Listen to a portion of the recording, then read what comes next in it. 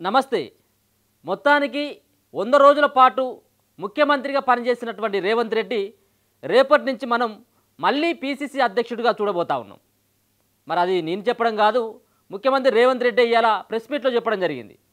నేను ఇన్ని రోజుల పాటు ముఖ్యమంత్రిగా పనిచేసిన, ప్రజా సంక్షేమం కోసం పనిచేసిన, పథకాలను ప్రవేశపెట్టిన, రేపటి నుంచి నేను పీసీసీ అధ్యక్షుడిగా మళ్ళీ పనిచేస్తా అని. దీంట్లో చాలా అర్థాలు ఉన్నాయి. మరి పీసీసీ అధ్యక్షుడిగా అంటే ముఖ్యమంత్రి పదవి ఏమైనా వదిలేసి వేరేటోళ్లకు అప్పగిస్తానని చెప్పేసి మీరు ఇట్లా భ్రమపడేరు కాదు. ఎందుకంటే ఒక పీసీసీ హోదాలో పార్టీలకు సంబంధించినటువంటి అభివృద్ధి కోసం, పార్టీలో వచ్చేటువంటి నాయకుల కోసం, పార్టీలో చేరేటువంటి వాళ్ళ కోసం నేను టైం కేటాయిస్తానని చెప్పడం. మరి ఆయన చెప్పినటువంటి మాటలను చూసినట్టయితే ఉంటే పక్కాగా బీఆర్ఎస్ పార్టీ పైన కన్నేసినట్టుగా స్పష్టంగా అర్థమవుతా ఉంది. నేనేంటో చూపిస్తా, ఇప్పటి నుంచి నేనేంటో చూపిస్తా, నా పాలన ఏందో చూపిస్తా అని చెప్పేసి రేవంత్ రెడ్డి కొన్ని ఘాటైనటువంటి వ్యాఖ్యలు చేయడం జరిగింది. కాబట్టి రేపు జరగనున్నటువంటి పార్లమెంటు ఎన్నికలను దృష్టిలో పెట్టుకొని రేవంత్ రెడ్డి ఒక కీలకమైనటువంటి అడుగును ముంగడికి వేయబోతున్నట్టుగా అర్థమవుతా ఉంది. దానికోసం అని చెప్పేసి మరో వ్యాఖ్యలు చేయడం జరిగింది. ఏమని? గేట్లు ఓపెన్ చేసినా అని చెప్పి, పార్టీ గేట్లు ఓపెన్ చేసినా అని చెప్పడం జరిగింది. అంటే పార్టీ గేట్లు ఇన్ని రోజులు మూసుకుపోయినాయా, లేకపోతుంటే వస్తానన్నటువంటి నాయకులకు అడ్డుకట్ట వేసి ఒక చాకచక్యంగా పార్లమెంటు ఎన్నికల కంటే ముందు పార్టీలో చేర్చుకోవాలన్నటువంటి వ్యూహమా? అంటే ఖచ్చితంగా పార్టీలో చేర్చుకుని పార్లమెంటు ఎన్నికల ముందు బీఆర్ఎస్ పార్టీని దెబ్బ కొట్టాలన్నటువంటి ఆలోచనతోటి రేవంత్ రెడ్డి 100 రోజుల పాటు ఆగడం జరిగింది. ప్రభుత్వం ఏర్పడి 100 రోజులు అవుతా ఉంది. ప్రభుత్వం ఏర్పడినటువంటిది తరుణంలో నెల రోజుల తర్వాత పూర్తి స్థాయిలో బీఆర్ఎస్ పార్టీ రోజు రోజుకు క్షీణించిపోతున్నటువంటి దశ. మరో పక్కన బీఆర్ఎస్ పార్టీ అధినేత కేసీఆర్ను కానీ, కేటీఆర్ను కానీ వీళ్ళెవరికి కూడా సంప్రదించకుండా నేరుగా బీఆర్ఎస్ పార్టీలో గెలిచినటువంటి ఎమ్మెల్యేలంతా రేవంత్ రెడ్డి చుట్టూ ప్రదక్షిణలు చేయడం జరుగుతూ ఉంది. రేవంత్ రెడ్డి యొక్క అపాయింట్మెంట్ కోరడం జరుగుతూ ఉంది. రేవంత్ రెడ్డి కలిస్తే ఎప్పుడు కండవ కప్పుకుందామా అని చెప్పేసి చూడడం జరుగుతూ ఉంది. వాళ్ళందరికీ ఈరోజు రెడ్ కార్పెట్ వేయబోతా ఉన్నట్టుగా స్పష్టంగా అర్థమవుతా ఉంది. అందుకోసం అని చెప్పి ఆయన పీసీసీ అవతారం ఎత్తుతా అని చెప్పేసి అందుకే అన్నాడేమో.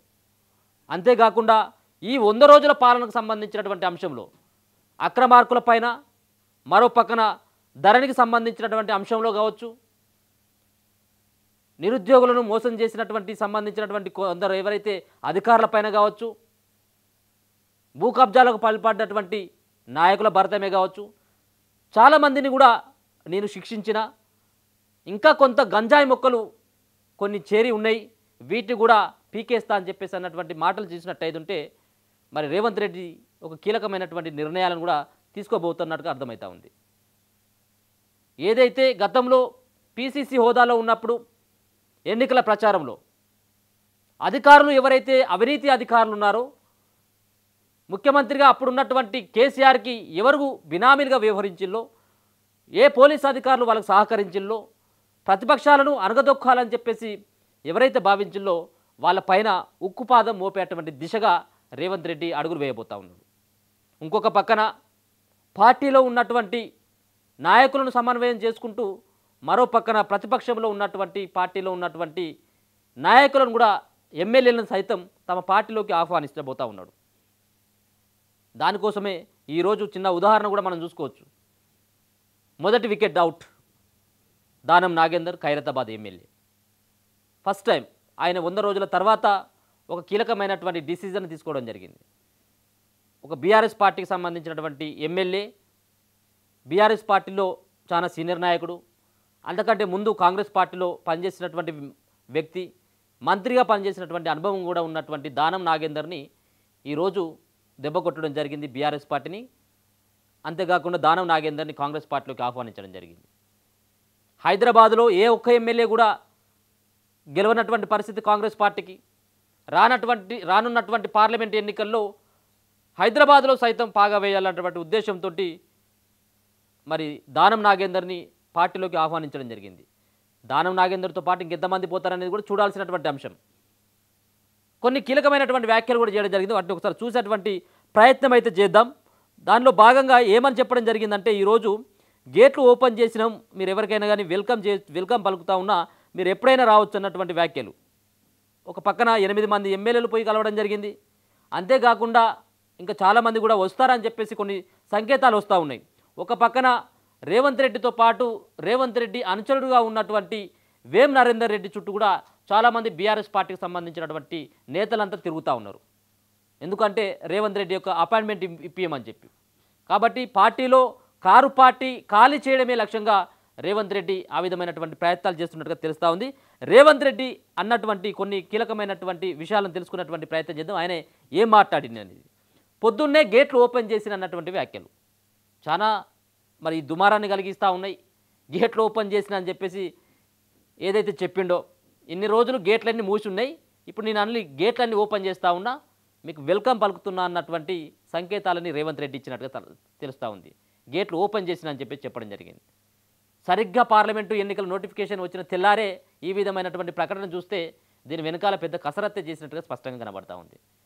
ఎందుకంటే పార్టీలో ఎలక్షన్ల ముంబెట పార్లమెంట్ ఎన్నికల కంటే ముందు చాలామందిని చేర్చుకోవాలన్నటువంటి ఉద్దేశంతో మరో పక్కన బీఆర్ఎస్ పార్టీని దెబ్బ కొట్టాలి, కారు పార్టీలో ఎవరు ఉండకూడదు అన్నటువంటి ఒక ఉద్దేశంతో రేవంత్ రెడ్డి చాలా చాకచక్యంగా వ్యవహరించండి అని చెప్పేసి చెప్పుకోవచ్చు. అందుకోసం అని చెప్పేసి కాంగ్రెస్ పార్టీలోకి చాలామంది బీఆర్ఎస్ పార్టీ వాళ్ళే వస్తూ ఉన్నారు. బీజేపీ వాళ్ళని ఎక్కడ కూడా కాంగ్రెస్ పార్టీ టచ్ చేయట్లేదు, వాళ్ళు కూడా టచ్ చేసినా వాళ్ళు వచ్చేటువంటి పరిస్థితి లేదు. ఎందుకంటే గతంలో కూడా కాంగ్రెస్ పార్టీలో నుంచి గెలిచినటువంటి ఎమ్మెల్యేలను మరి బీఆర్ఎస్ పార్టీ ఆ రోజు లాక్కోవడం జరిగింది. ఇప్పుడు కూడా అదే ప్రయత్నం రేవంత్ రెడ్డి చేస్తున్నట్టుగా అర్థమవుతా ఉంది. కుక్క కాటుకు చెప్పు దెబ్బ తప్పదు, ఈ రోజు నుంచి నా రాజకీయం చూపిస్తా అంటా ఉన్నాడు. ఇన్ని రోజులు చేసినటువంటి రాజకీయాలకు భిన్నంగా ఇప్పుడు ఒక రాజకీయాలు చేస్తాను అంటే 100 రోజుల పాటు కూడా ఏ ఒక్కరిని సైతం పార్టీలోకి ఆహ్వానించలేదు. వాళ్ళు వస్తామని చెప్పినప్పటికీ కూడా రేవంత్ రెడ్డి తిరస్కరించడం జరిగింది. టైం వచ్చినప్పుడు చెప్తా అని. అంటే ఈ రోజు నుంచి నా రాజకీయం చూపిస్తా అంటే ఖచ్చితంగా వ్యూహాత్మకంగా పార్టీలకు సంబంధించినటువంటి చేరికలవే ప్రధాన ఎజెండాగా ఆయన యొక్క రాజకీయం మరి రేపు నడవనున్నట్టుగా తెలుస్తూ ఉంది. అందుకోసం అని చెప్పేసి పీసీసీగా పనిచేస్తూ ప్రతిపక్షంలో ఉన్నటువంటి ఎమ్మెల్యేలను లాక్కోవాలన్నటువంటి ప్రయత్నమే దీంట్లో మెజార్టీగా కనిపిస్తూ ఉంది. అవతలి వర్గం ఖాళీ అయినప్పుడు గేట్లు తెరిచినా మూసినా ఒకటే, అవతలి వర్గం ఖాళీ అయినప్పుడు గేట్లు మూసినా తెరిచినా ఒకటే అన్నటువంటి వ్యాఖ్యలు చేయడం జరిగింది. అంటే ఆ పార్టీ ఆల్రెడీ ఖతమైతా ఉన్నది.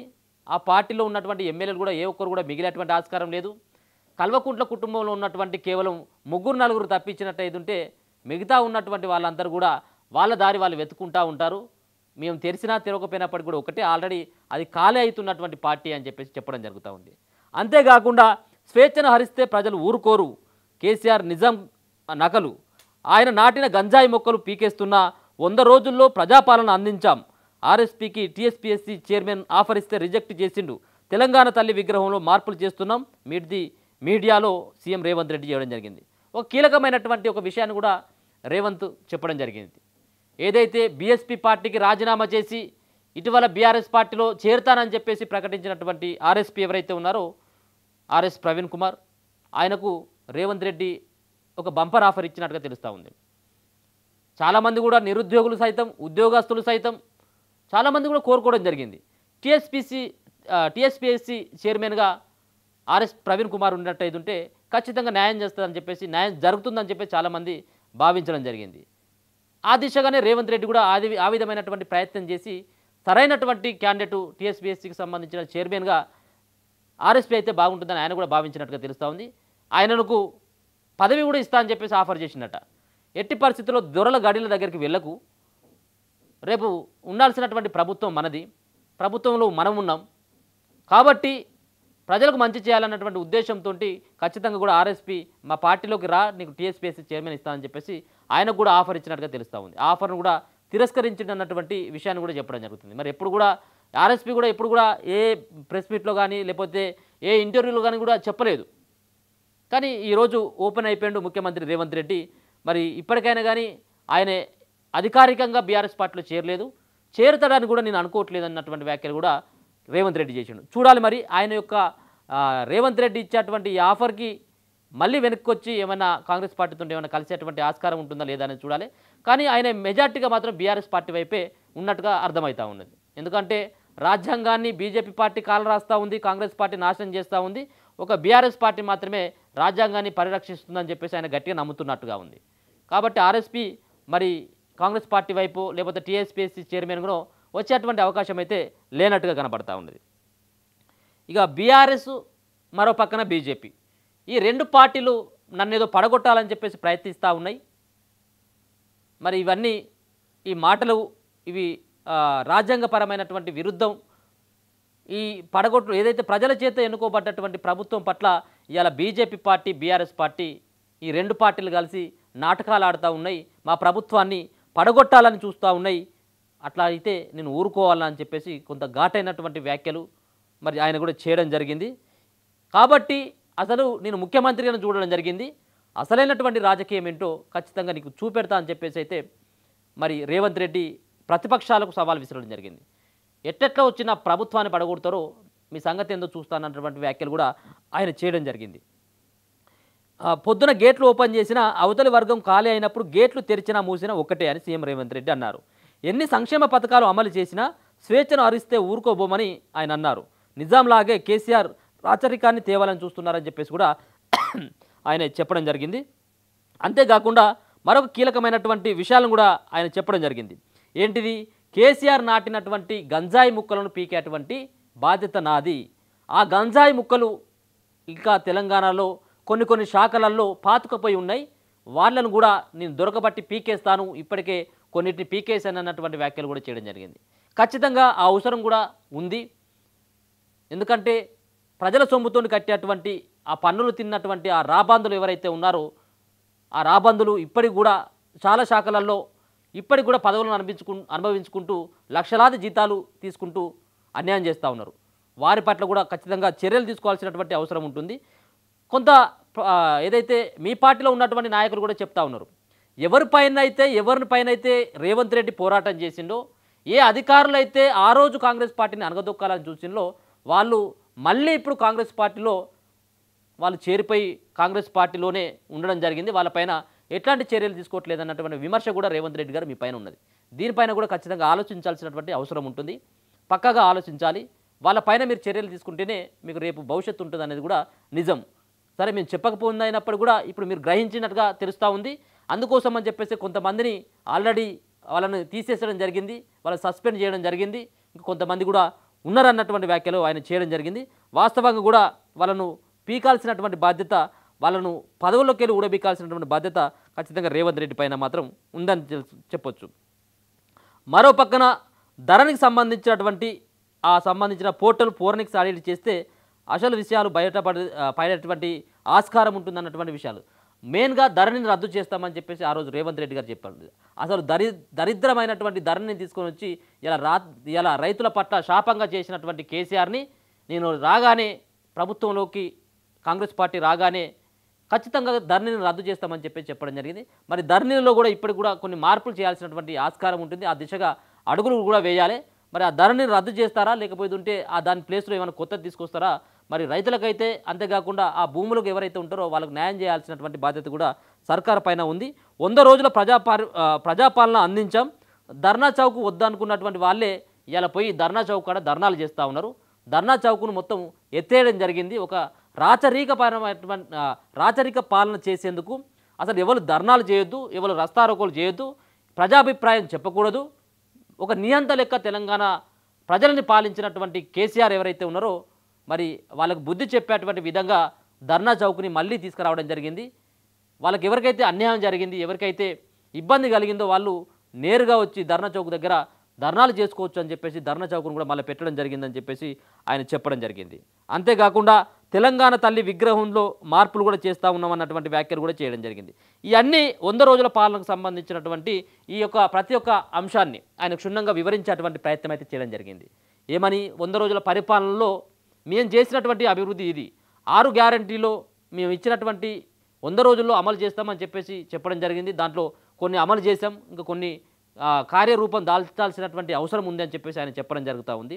అంతేకాకుండా ముఖ్యంగా ఒక పక్కన ఆయన చేసినటువంటి వ్యాఖ్యల నేపథ్యంలో బీఆర్ఎస్ పార్టీ పైన ప్రత్యేకమైనటువంటి కన్ను పడ్డట్టుగా స్పష్టంగా అర్థమవుతూ ఉంది. అందుకోసం అని చెప్పి ఇవాళ పీసీసీ అవతారం ఎత్తి ఆయన పార్టీలకు సంబంధించినటువంటి వేరే పార్టీ నేతలపైన దృష్టి పెట్టేటువంటి అవకాశం స్పష్టంగా కనబడుతుంది. ఇప్పుడు ముఖ్యమంత్రిగా ఆయనకు పనేం లేదు, ఎందుకంటే ఎన్నికల షెడ్యూల్ వచ్చింది కాబట్టి కొత్త కొత్త పథకాలు వాటికి రూపకల్పన చేయాల్సినటువంటి అవసరం ఉండకపోవచ్చేమో. ఇక ఉన్నదంతా పార్టీ పైన దృష్టి పెట్టాలన్నటువంటి ఆలోచనతోటే ఆయన పీసీసీగా మారతారని చెప్పేసి ఆయన చెప్పడం జరుగుతూ ఉంది. చూద్దాం కారు పార్టీకి సంబంధించినటువంటి దాంట్లో కారు పార్టీలో ఉన్నటువంటి నేతలను ఎంతమందిని లాక్కొస్తాడు ఈ ఉన్నటువంటి నెల 15 రోజుల టైంలో. పార్లమెంటు ఎన్నికలకు ఇంకో నెల 15 రోజుల టైం ఉంది.